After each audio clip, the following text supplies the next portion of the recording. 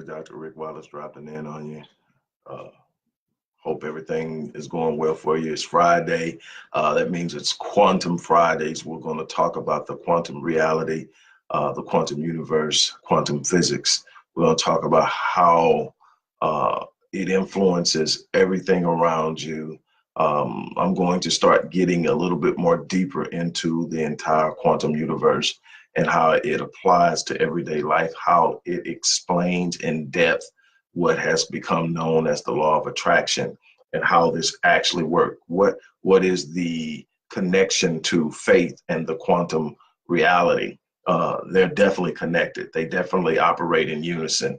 And we're going to get into all of that over the next few weeks. But I want to kind of give you a brief explanation of what quantum physics is in a layman's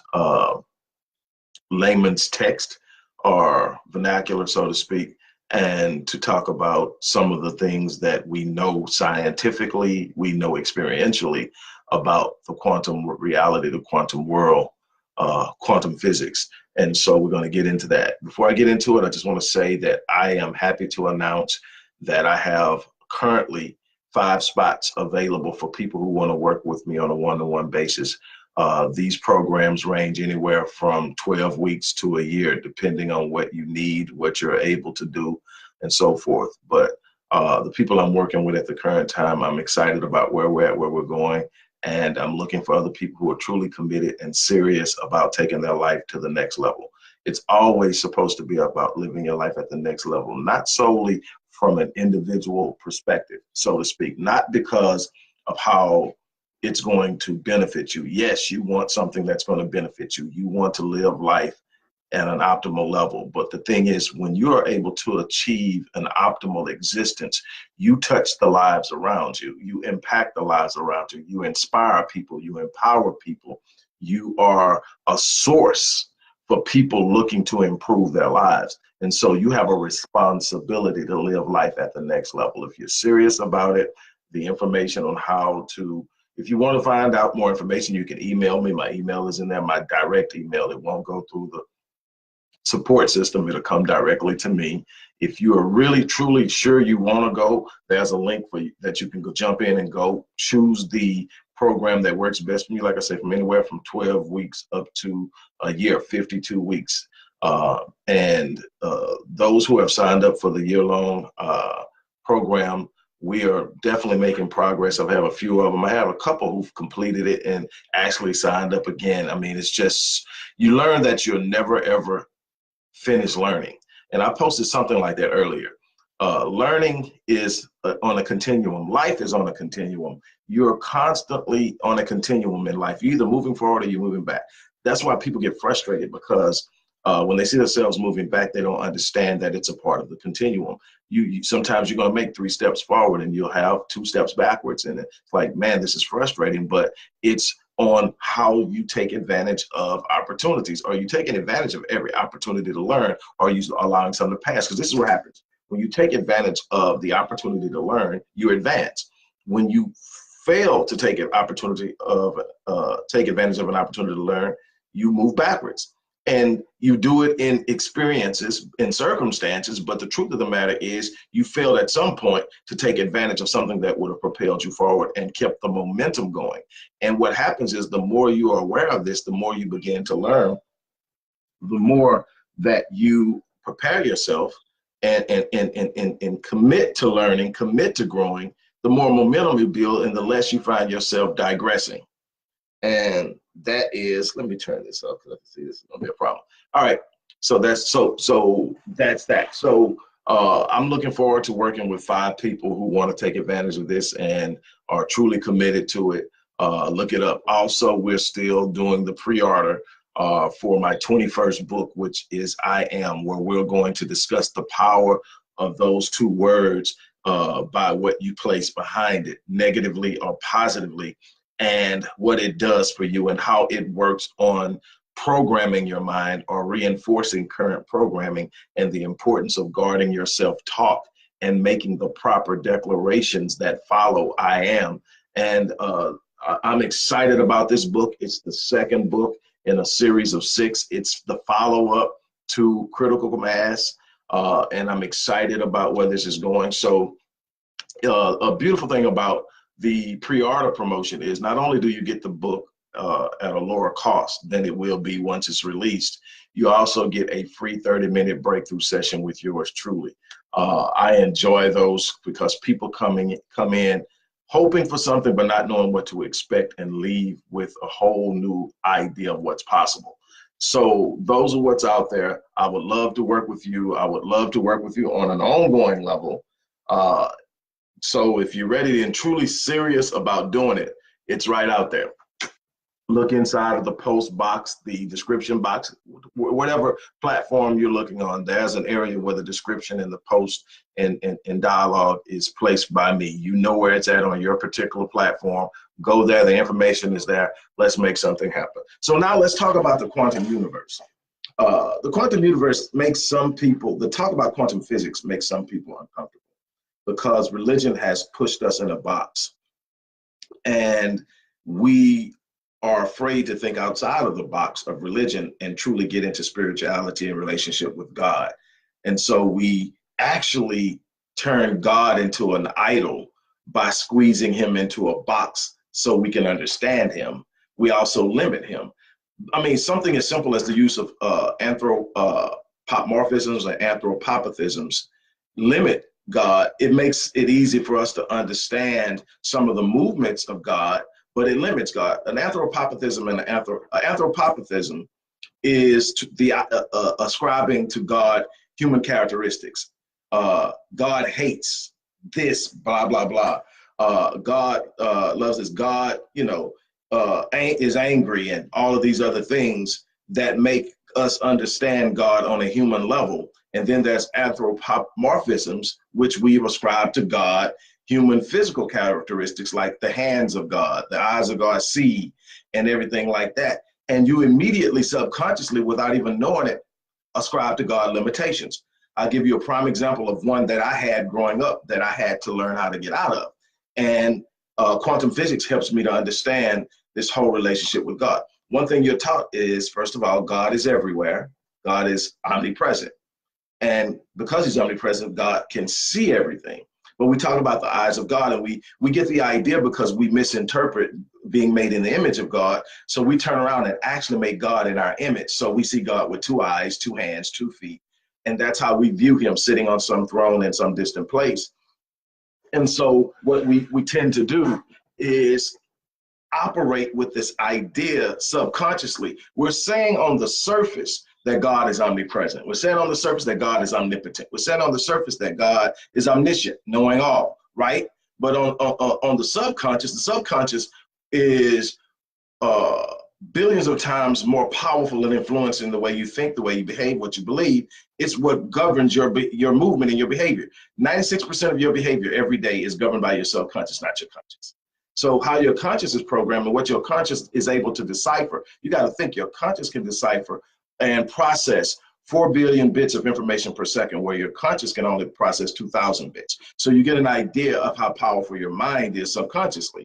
And so what your subconscious believes is hard to override just by saying something every night. God is, all powerful. God sees everything. So what happens is, because we ascribe to God these human characteristics in order to understand him better, we also limit him. And because we've become dogmatic in the image we create him in, we actually turn him into an idol, because that image is what we're actually praising and not worshiping or trying to connect to, and not really God. We're connecting to an image we've created in our mind through these constant engagements or ideas given to us by religion. And here's one that I used to struggle with. If God has 2 eyes and he's looking at me in Houston, how is he looking at my brother over in Africa at the same time? And when you ask somebody that, they'll give you some esoteric BS answer, but they can't really tell you why. Because when you start to see God, you automatically give him the, how does he know what's going on behind him if he's seeing with physical eyes? So we have to understand that he's not actually seeing with physical eyes. This is God. And the Bible will tell you that. It tells you that God is spirit. And when you study God in truth, the true nature of the divine is spiritual. And that's why the most powerful part of you is spiritual. And what we've done is we've even given a mystic, esoterical idea of what spirituality is. Spirituality is simply the consciousness and the energy of the universe at its totality. Everything known and the power and the force to move things in a specific order.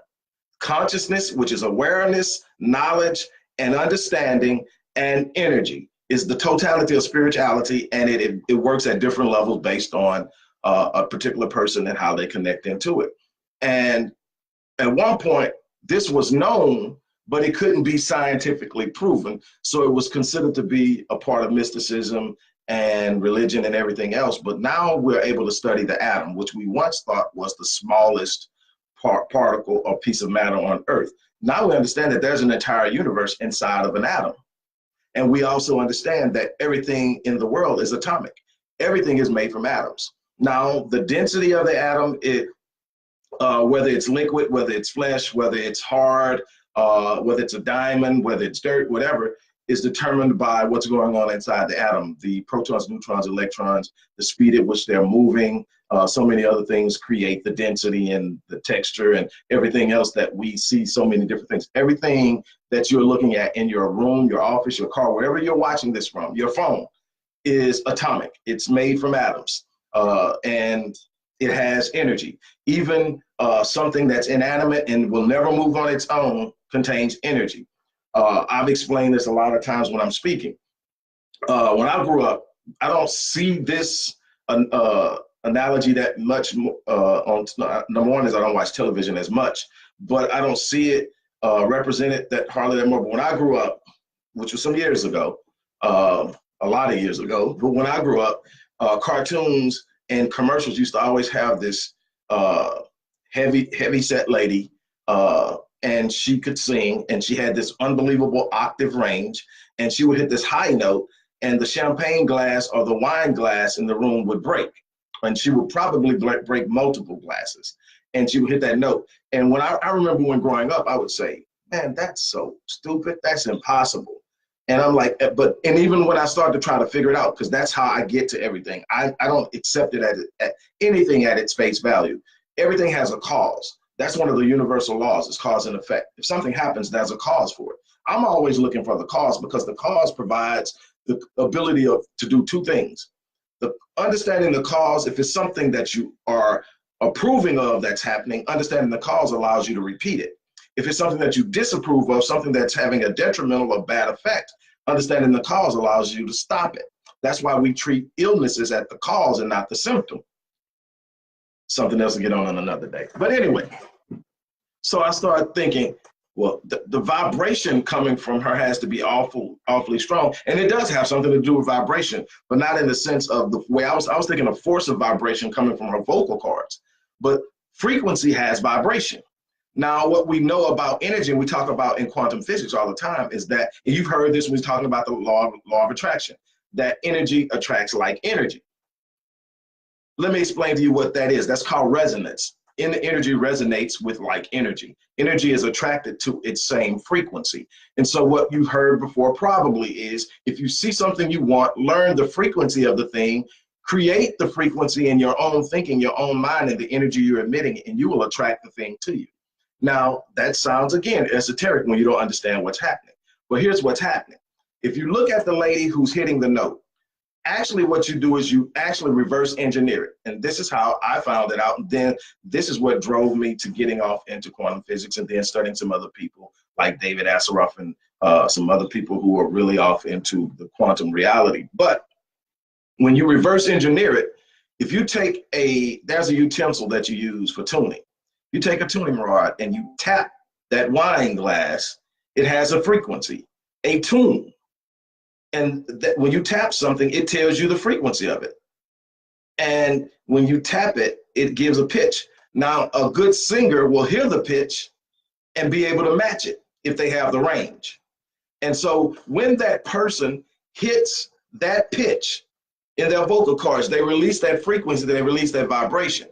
Because energy resonates, like energy attracts like energy, the energy and the frequency in the glass, which most people wouldn't recognize because the glass is an inanimate object, but if you can touch it and it makes a noise, it has a frequency. So when she releases that frequency that was first given to her by what was on the what was coming out of the glass now attracts the light frequency because they connect, they resonate. The frequency connects to the glass, but the vibration's too strong once it enters the glass and the glass shatters. That's energy traveling. That's why you can have somebody in a house where the house is airtight and you can still hear what's going on the outside. Or people may even be able to hear what's going on the inside to a certain level, but you can hear trucks passing and all that, and it's airtight. Why can you hear it? Because the sound will come to the glass, transform matters of energy, come through the glass, reform into the frequency and the energy type that it was before it got to the glass, and come into your ear canal. This is the way energy moves. We also know that energy cannot be destroyed. Energy can only be transferred. So energy is always moving. Once it's started, it's always moving. Now it can be converted, which is a powerful thing that I teach my clients over time, is how to convert energy. But that's a whole other thing. And so there's so much power in this. And it started a while ago. It was probably first really visited by Einstein in the sense of trying to understand it through his theory of relativity, but it was so much more than that. I want to say maybe 60, 70 years ago, there was a scientist that had this idea about what's called entanglement. In other words, being present in more than one place at one time, which would sort of kind of give us an idea of God's omnipresence on a smaller scale. Remember, we're made in the image, not physically, but consciously in the image of God. Now, what am I getting at? What I'm getting at is this. This scientist decided to study something. All right. There was, at that time, the development of what we call now a polygraph test, a lie detector. You connect electrodes up and able to track heartbeats and everything else, and different stimuli produces different results. So a person's physical and chemical reactions and everything else changes from when they're telling the truth, when they're telling a lie. It's something that the very few people can control. There are some people who can beat lie detector tests. There are some people who don't even have to try. It's just how they're made up. That a lie detector will not be effective on them. But for the most part, the lie detector is able to detect and pick up the variances that come when there's a shift and change in consciousness based on the fact that you're lying. So what happened is this scientist took the culture of a former World War II pilot who flew a number of sorties missions. He took some cells from inside the mouth, put them inside a test tube, took that test tube 7 miles to another laboratory, hooked that test tube up to electrodes of a lie detector test that had been modified to fit the test tube, went back, hooked the man up to the lie detector test, put a screen up in front of him, showed him film of the sorties missions that were recorded and being flown in World War II. And because he had a direct emotional attachment to that stimuli, because he had flew those missions, it was an emotional experience for him, it showed up on the lie detector test. Here was the amazing thing. 7 miles away with just a piece of his DNA or cell, that cell was being read by the lie detector test there, the same identical readings. So they went from 7 miles to 100 miles, all the way up to 1,000 miles and got the same results. It's called entanglement. Now, this thing gets really complicated if you start to look at it too fast. What we are learning is that we're all connected, but you are definitely connected to your own.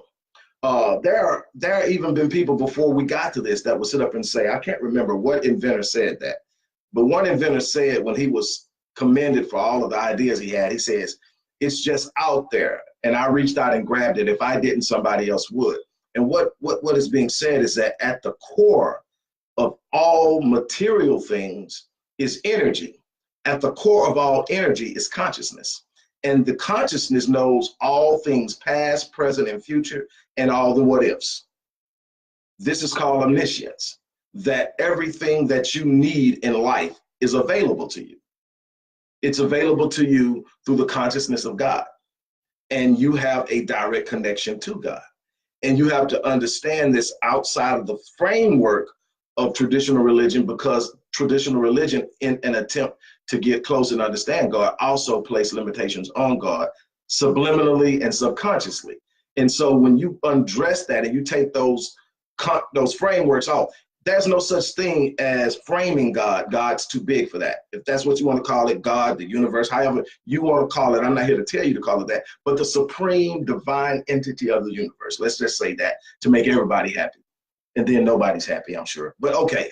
Anyway, what you have to understand, anytime you put a framework around it, it's just like you. If I put you in a box and I don't allow you to come out the box, your limitations of performance remain in the box. The moment you step out of the box, without even thinking, you immediately have freedom and power to do things that you could not do in the box. Same thing with God. When we put him mentally in a box where he only has two eyes, when something goes on in our life and we are praying to God, and hoping for a solution, and it doesn't come in the way we think it should, and it doesn't come in the time we think it should, we immediately assume that God couldn't hear it, God couldn't see it, or he is totally ignoring us. And not understanding that maybe we are off center and the energy we have. See, God meets us at the level of our expectations. Everything is about what you expect, not what you say you want, not what you say you believe, but what you actually expect based off your own belief system. So you can say, I have faith all day long, but first of all, I'll be able to tell in your actions if you do. I'll be able to tell in your performance if you do. Not that you're not going to have difficult moments, not that you're not going to be upset, but at the end of the day, you ever seen somebody, they're going through hell, but you can't tell it by looking in their face? Faith, they see beyond the moment, they see beyond the condition. They have a better and a higher expectation than what they're going through. And so they're living in the moment. It's something I've done consistently in my life. People ask me, man, how in the hell are you sitting up there smiling? Because you're looking at the condition. I'm operating in the condition because I have to. I'm functional in the condition because I have to be. But I'm living in my destiny. I'm in a place where I've already come out of this. I've already won. I've already overcome. I've already stood strong. And now I'm living in it. And that's where I live. I live because why? We now know that the human brain and human mind cannot distinguish the difference between what is actually happening and what's being imagined. When I put myself in it, my body automatically starts to respond. The anxiety leaves, the pressure leaves, the depression leaves. Why? Because my brain cannot tell that I'm just imagining this new reality. It believes it's happening. And then if you get it to believe it enough, your whole being changes and you start to move. The Bible calls it calling things that are not as though they were. And it's so much deeper than this. It's so much. That's why vision boards work. Why? Because when you put a vision board up, even when you're not consciously paying attention to it, your subconscious mind sees it. If your eyes scan it, your subconscious mind picks it up. A lot of your dreams are coming from things your subconscious mind picked up that your conscious mind never paid attention to. It's powerful. It is immensely powerful. But let me show you. I'm going to tell you this, and then I'm going to leave it and let you devour it, let you break it down, let you research it, whatever you have to do. But, okay, so then we're getting to another area. So we started to do more tests. We got to where we can break the atom down. We found out that there's a whole world inside of the atom. But then something interesting happened when the scientists were trying to study the interior part of the atom. They learned that they can only measure one element at a time. In other words, if they were trying to measure the speed of the neutron, they could not find the location. And if they were going to measure the location, they couldn't measure the distance. And then they by accident, discovered that the actual inner workings of this atom knew when they were going to measure it, and it would start to change. So in other words, like when they decided, okay, we're going to measure it, we're going to measure this, it would literally form and change and shift. And they couldn't get a reading on it. And they noticed that it was happening as they were trying to measure it. Then it got even deeper. Then they started to realize that if they thought about it, it knew. It knew what they were thinking. They could literally sit up and think about doing something to this atom and it would respond to their thoughts. And this isn't some mystic stuff. This is in a scientific lab with scientists that don't want to believe in this stuff, that are finding out that the atom is far deeper. So what they found is, and I'm gonna bring it out home in a second, what they found is, all material, or let me put it as the scientists put it, all matter is also energy. But here's where it got deep. They found out that all energy is consciousness.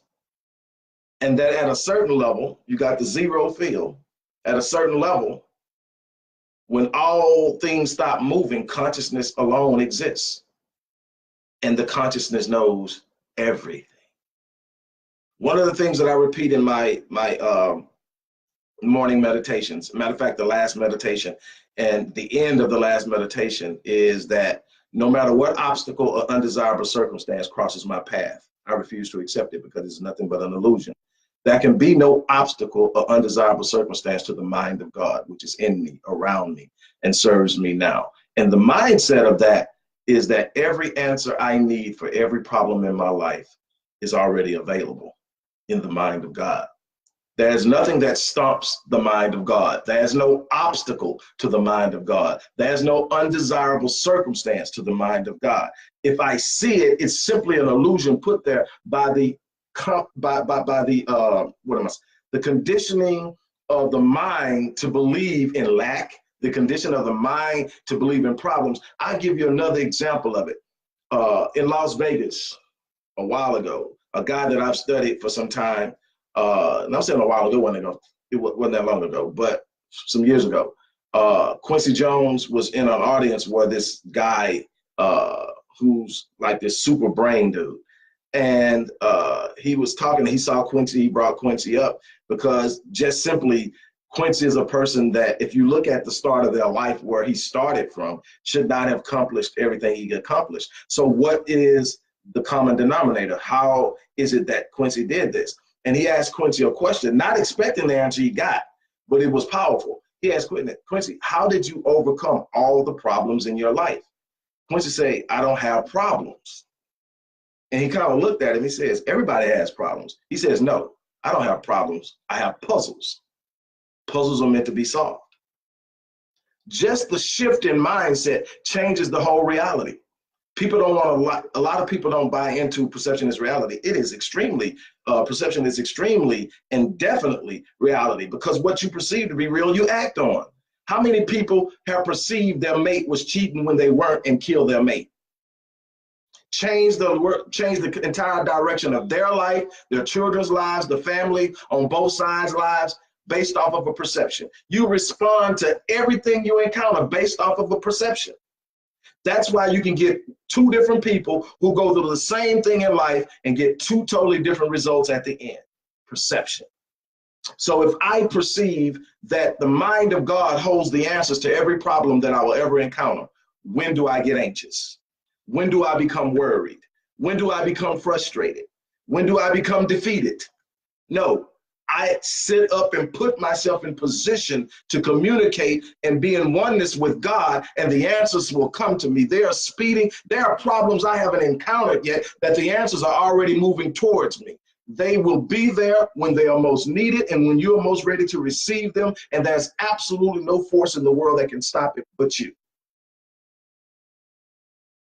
It's not magic. The law of attraction isn't some magic. It's the work of faith impressing itself upon the universe in the way God designed it.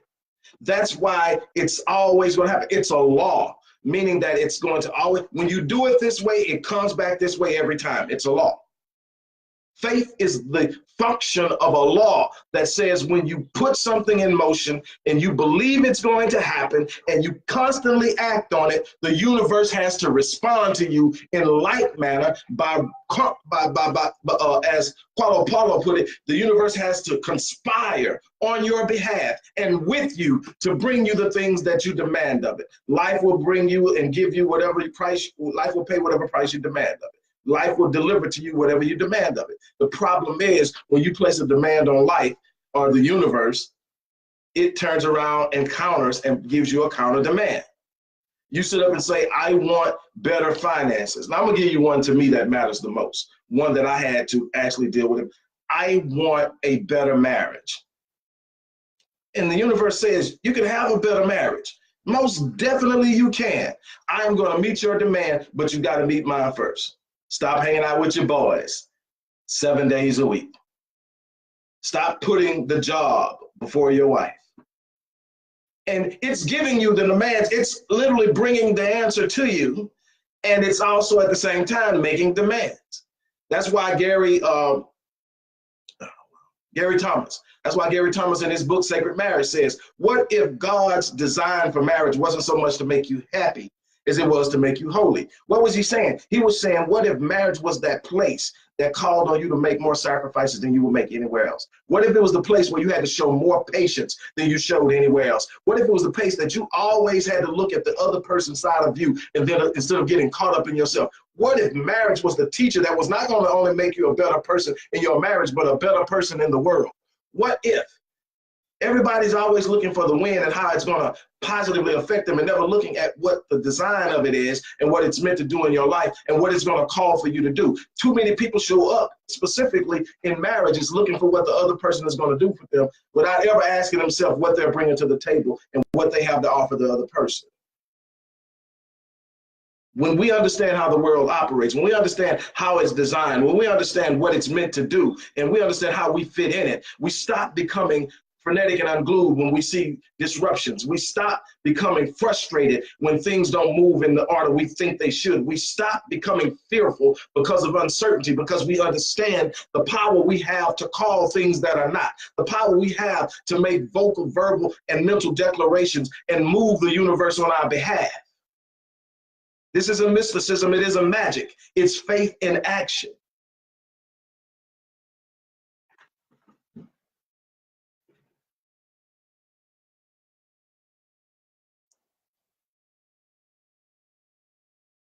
Take the restraints off of God.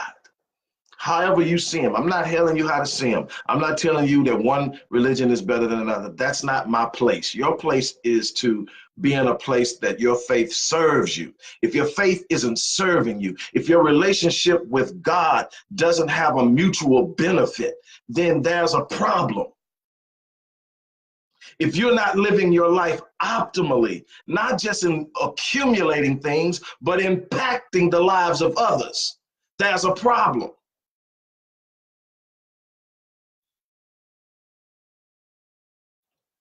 When you start to understand that you can't box God in, that you can't put him in these little restrictive areas and limit what God is capable of, there's absolutely no restraining God. God is everything you move, everything you touch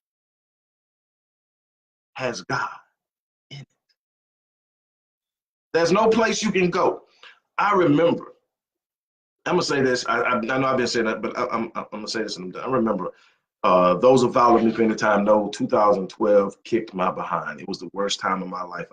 Everything that I feared, I had to face, and there I was. And I was talking to a female relative, and I was just saying, it's so dark. I'm in this place of darkness that's darker than anything I've ever felt in my life. My biggest fear during this time was that one day I was going to wake up and the pressure that was on me at the time was going to totally break me. My fear was I was going to wake up and I wasn't going to know who I was. I was going to be like the people I was trying to serve in the community who were homeless, just out there and totally not even aware of the fact that their mind is gone. And that was my fear. What happens when that happens? If you don't know it's gone, how do you get it back? And I was talking to this person, and she quoted Solomon. And it was real simple. She says, God, you're afraid of the darkness. But the darkness isn't absent of God. God dwells in the darkness. And as Solomon put it, even the dense darkness. So no matter how dark it gets, God is still there. Not some distant place far off where you are wondering if God is hearing you. God is in the darkness. God is in the disappointment. God is in the frustration. God is right there. And the answers are with God. There's nothing you can go through that God doesn't have the answer to. And then if God says nothing good shall be withheld from you, that's exactly what it means. We defeat ourselves by limiting God and then functioning ourselves through the expectations of those limitations. This whole thing is so much bigger and it's so much powerful. There's so much inside of you planted there with purpose. You need to access it, unleash it, and turn it on the world so that you bring power, light, force, and an uplifting mindset to the people around you. Nobody is meant, that whole mindset of just being, when I was dealing in the deep areas in the leadership in the church, you had people in the choir, you had people in the pulpit, you had the usher board, you had all these, then you had what you call pew members. See, I don't believe in the concept of a pew member, and that translates to everything I do in life. There's no such person as an average person, just somebody. Nobody is just put here to watch everybody else. Everybody has a purpose. Everybody has a place. Everybody has a reason for being here. It's not mediocre. It's not average. It's powerful. It's extravagant. It's extraordinary. It's phenomenal. But you got to learn to live in you. You got to learn to love you. You got to learn to unleash you. You got to stop looking for external approbation and approval. You got to stop waiting on people to tell you what they see in you. You got to start searching you. And you better make your relationship with God, however you view God, you better make it personal. You better make it one-on-one. Because like I said the other day, there are far too many people out here that are letting everybody else in the world except God tell them how God feels about them. See, nobody can tell me how my wife feels about me. Why? Because I have a one-on-one relationship, and because of how I deal with her, I know. You can't come express my wife's feelings for me to me in a better way that I already have embodied it. And that's the same way I am with God. You can't come to me and tell me how God feels about what I'm doing. Me and him got this one-on-one thing. He don't need you to come tell me, or however you view God, but God doesn't need you to come tell me how God feels about me. Not when I have a one-on-one connection. I know when I'm offline. I know when I'm not where I really need to be. I know when I've done something I shouldn't be, but I also know when I'm on. I don't need your approval. I don't need your validation. I don't need you telling me that's how it's. I got this. Now, if you want to come along and ride and help and tune in, you'll connect to the same frequency I'm connected to, and we'll be on the same level of function, and we'll find we'll actually create synergy and focus and fix, and we'll move each other forward. But you can't work against me. Look, I'm going to get out of here. I can go on and on and on and on about this, but there's so much more. There's also the ability to heal in quantum. And you'll find if you get outside of mainstream media in industrialized countries, you'll find people are doing it and have been doing it for years. God designed your body to be self-healing. God designed your mind to be self-healing. God never designed you to put synthetic chemicals into your body as a form of treating an issue, and they only treat the symptom. They get rid of the symptoms, but they never treat the cause. And you've got to understand that.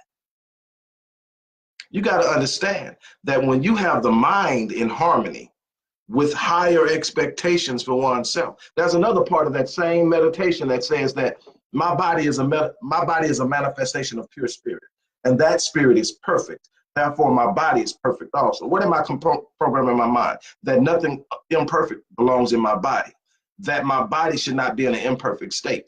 And we have all, if you've lived long enough, got to a point where you just got out of it, and I've been there, and I'm working on now. I was telling somebody yesterday, my focus now is putting the right things in my body. The focus now is, okay, I'm over 50.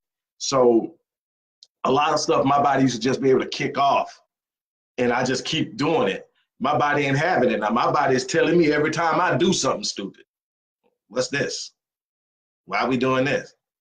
And my body is telling me. But what I find is that a lot of things that they want to give you medication for, God has provided, not just in herbs and spices and the right nutrition, but also in the right mindset. You start healing here first. In every area of your life, you're healing it first here. Because to eat right, you got to be right here. To exercise right, you got to be right here. And so that's the thing. Yes, I'm gonna get off of here, but this is what I'm doing. If there's somebody out there right now that just wants to totally change their lives, I want to work with you. And no, it's not free, and for it's not gonna be a drop in the bucket, but it's worth the investment. I haven't had one client, and I'm being honest, that comes back to me and tells me it wasn't worth it. I haven't had one client who hasn't sent somebody to me. The thing is, you need to invest in yourself, whether it's with me or something else or someone else is up to you. I don't work with everybody, first of all. Second of all, I don't expect everybody to want to work with me. And that's fine. But what you have to do is be willing to take some skin and put it in the game. Be willing to jump out beyond your comfort zone to get off into some things. And I have a client now that literally followed me for an entire year, listened to everything I spoke in my videos, everything I posted, things I wrote on my sites, and finally contacted me after just sitting up and going, I don't know how long, knowing they needed to work with me, but not. And now we are deep into our work and making major progress, and it's a part of that person's growth. And it's all different stories, but you have to start somewhere. As you hear me say all the time, you got to live your life on full.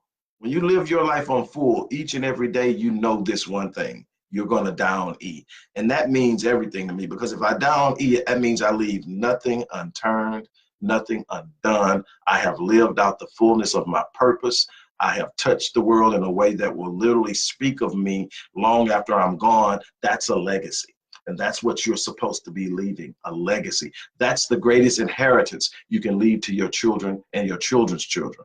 Yes, you want to bequeath them money and material wealth, but you want to bequeath them a legacy that they can build on, that they can be attached to and identify with.